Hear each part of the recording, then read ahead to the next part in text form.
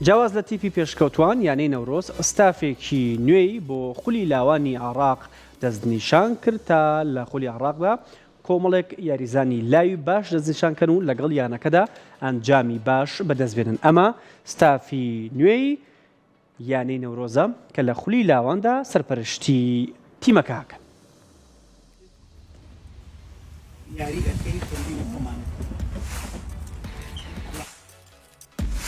یانەی نەورۆز بە سەرپەرشتی ڕاهێنەری نوێ یەکەی مەشق و ڕاهێنانی ئەنجامدا بۆ خولی نایابی لاوانی عێراق. هەروەها تاقیکردنەوە و هەڵسەنگاندن بۆ یاریزانانی نوێکرا لە پێناو دروستکردنی تیپێکی زۆر باش و نمونەی تا یانەکە لە خولەکەدا ئەنجامی شایستە دەستەبەرکە کە شایانی ناوبانگ و پلەی یانەکە بێت. کاسی ڕاهێنەران و سەرپەرشتیارانی یانەکە بۆ خولی لاوانی عێراق بۆ وەرزی 2023-24 بریتین لە هادیکەریم بەڕێوەبەری هونەری تیپ، ئەردەڵان حەمەڕەشید سەرپەرشتیاری تیپ، ئازاد حاتەم ڕاهێنەر، دانا ئیسماعیل یاریدەری ڕاهێنەر و ئەیوب سەلام ڕاهێنەری گۆڵپارێزان.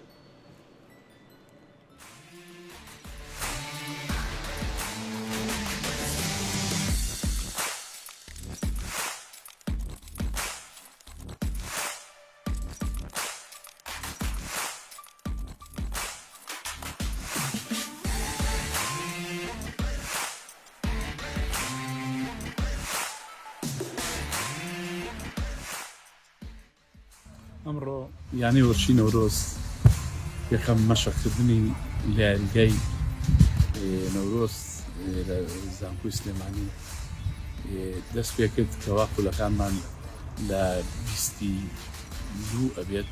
بۆیە لێساوە ئێمە هەڵساین بە دانانی ستافی ڕاهێنەرایەتی بۆ تۆپی لاوان و هەروە بێتەوە ئێمە بانگێشتێکمان کردووەکەوە و یاریزانانەی کە باشن یعنی حەزەکەن بێنە ناو یانەی نەورۆزەوە ئیختیبار بکەن. ماوەی 3-4 ڕۆژ ئیختیبارەکە بەردەوامە بێت دوایەوە فرقەیەک چی باش دانین کە بتوانین منافەسەی خولی لاوانی عێراقی پێ بکەین. بۆ ئێستاش کە ئەم فرقەیە هاتووە بۆ تەمرینکردن. ئەمڕۆ ئیختیبارە بەیانی بەشتوو بەیانیش ئیختیبارە ئەوسا فرقەکە جیاکەینەوە بە شێوەیەکی باش توانین منافەسەی خولی عێراقی پێ بکەین لەلا.